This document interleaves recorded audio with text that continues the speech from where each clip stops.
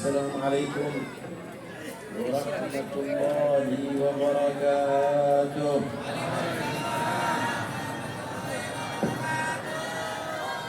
Assalamualaikum warahmatullahi wabarakatuh.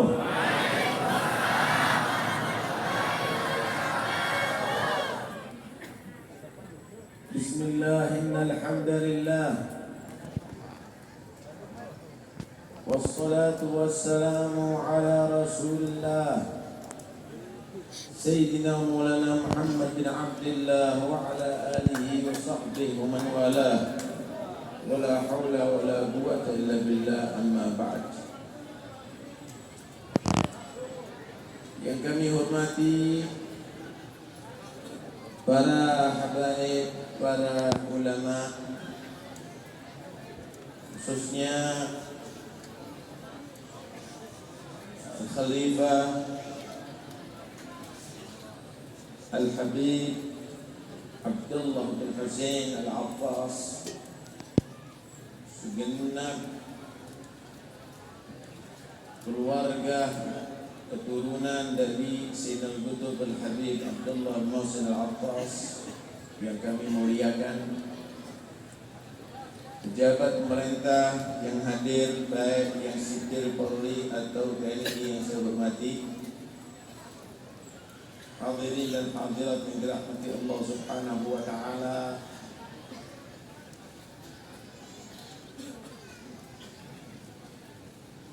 Dalam kita menghadiri Maulid Nabi,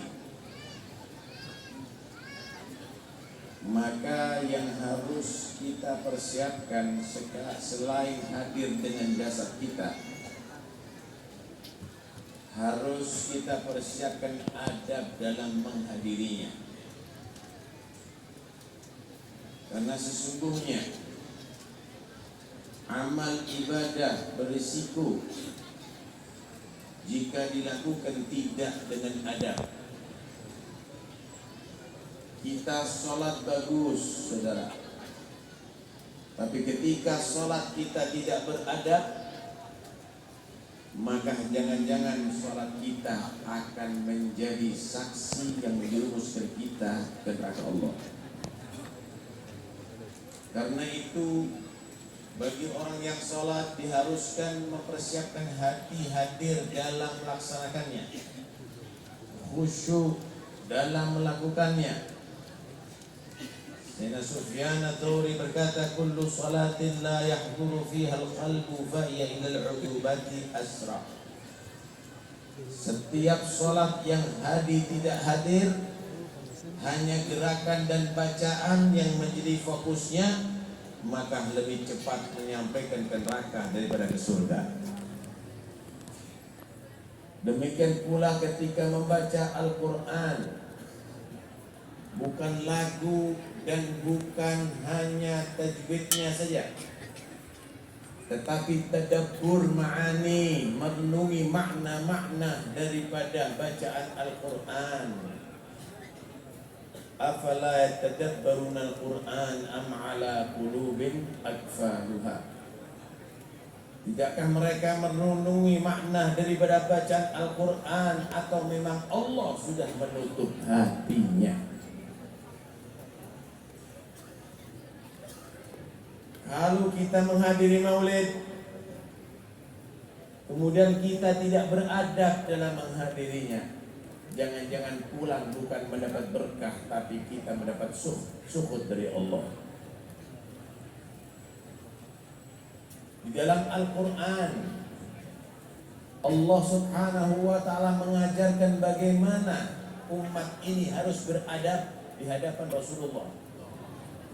La tarfa'u aswatakum fawqa sawtin nabi wa la tajharu bil qawli kajahri ba'dikum li ba'din an tahbata a'malukum wa antum la tash'urun. Janganlah kamu mengangkat suara melebihi suara Nabi. Sopanlah di hadapan Nabi. Janganlah kamu memanggil dengan panggilan yang tidak terhormat kepada Nabi. Memanggil seperti memanggil temannya sendiri, ya Muhammad, ya Ahmad. Tapi panggillah dengan nama kebesaran beliau, ya Rasulullah, ya Nabi Allah, ya Habib Allah. Jika kamu melakukan itu tidak beradab di hadapan Nabi, antahbata a'malukum wa antum la tash'urun. Amal kamu semuanya sia-sia dan kamu tidak merasakan. Qiyamulailnya kamu tidak berguna, sia-sia. Zikirnya kamu, bacaan kamu akan sia-sia. Dakwahnya kamu, pondoknya kamu, majlisnya kamu, sedekahnya kamu, umrahnya kamu, hajinya kamu ditolak oleh Allah. Karena tidak beradab dengan Rasulullah sallallahu alaihi wasallam. Ya ikhwani, Nabi sallallahu alaihi wasallam itu adalah ukuran yang paling tepat bagaimana hubungan kita dengan Allah. Kita taat kepada Nabi, itulah bentuk taat kepada Allah. Kita menghormati Nabi, itulah bentuk kita menghormati Allah. Kita mentakdim Rasulullah, itu berarti mentakdim Allah. Menghina Rasulullah adalah menghina Allah. Wa man yuti'ir rasula faqad ata Allah. Siapa yang taat kepada Rasulullah berarti dia benar-benar sudah membuktikan taatnya kepada Allah. Satu saat Sayyidatuna Aisyah radhiyallahu anha,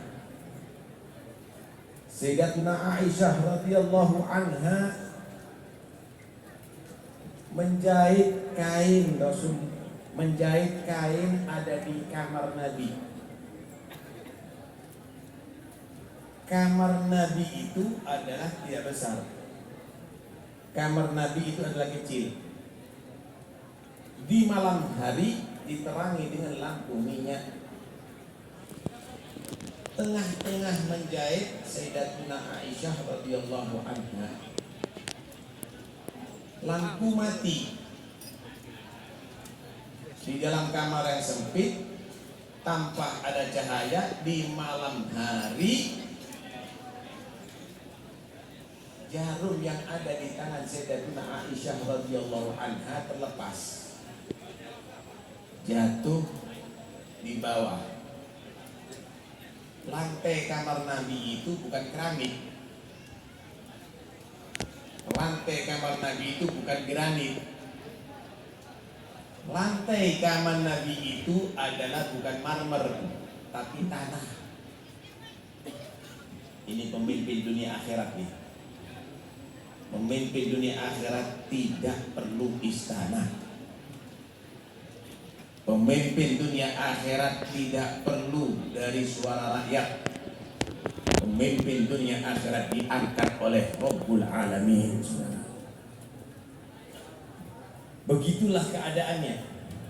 Jarum yang kecil jatuh ada di tanah, di ruang kamar yang sempit, tidak ada cahaya di malam hari. Gak kelihatan itu jarum. Meraba-raba Sayyidatuna Aisyah gak dapat. Nggak lama berubah, kamarnya Nabi menjadi terang benderang, padahal lampu mati. Jarum yang kecil yang jatuh tadi itu dapat dilihat oleh Sayyidatuna Aisyah dan bisa dipungut. Ternyata cahaya keluar daripada wajah Rasulullah. Melihat itu terkagum Sayyidatuna Aisyah sambil menyatakan, ma awwa'a wajhaka ya Rasulullah. Betapa terangnya wajah Anda ya Rasulullah. Maka Nabi menyatakan, camkan baik-baik, pikirkan baik-baik. Naam, wailun liman lam yarani yaumal qiyamah. Iya, benar wahai Aisyah. Tapi celaka dan bahaya kalau ada orang tidak bisa memandang wajahku nanti di hari kiamat. "Waman lam yaraka ya Rasulullah yaumil qiyamah." Siapa orang yang tidak beruntung itu, yang tidak bisa memandang wajahmu ya Rasulullah dari kiamat? "Man dzukirtu indahu falam yusalli alaihi." Siapa orang yang disebut namaku, diceritakan biografiku, tidak bersolawat kepada aku. Karena itu bagi yang menghadir maulid, bukan saatnya Anda berbicara yang lainnya sekarang, tapi banyak bersolawat kepada Rasulullah. Kalau Anda menghadiri maulid ini, diceritakan Nabi, disebutkan nama Nabi, tapi Anda diam, khawatir jangan-jangan Anda tidak bisa melihat wajahnya Rasulullah nanti di hari kiamat. Dan itu tanda celaka ya ikhwani. Siapa yang akan peduli dengan kita di hari kiamat kalau bukan Rasulullah? Siapa? Manusia yang mana yang akan peduli dengan kita nanti di hari kiamat? Tahu nggak cita-citanya Nabi? Apa cita-citanya Nabi? Nabi nggak punya cita-cita jadi kaya raya. Nabi nggak punya cita-cita jadi orang yang nomor satu. Cita-cita Nabi cuma satu, umatnya semuanya masuk surga Allah. Umatnya masuk surga Allah. Ada satu hadis Nabi SAW bersabda, "Yunsabu lil anbiya yaumal qiyamah manabir min nur."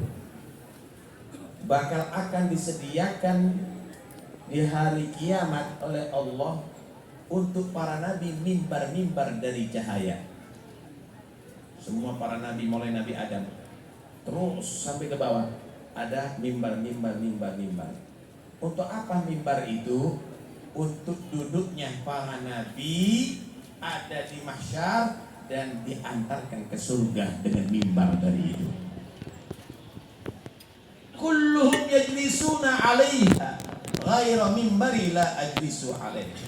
Semua para nabi sudah duduk di atas mimbar siap masuk surga. Hanya mimbarku yang kosong. Aku tidak siap masuk surga.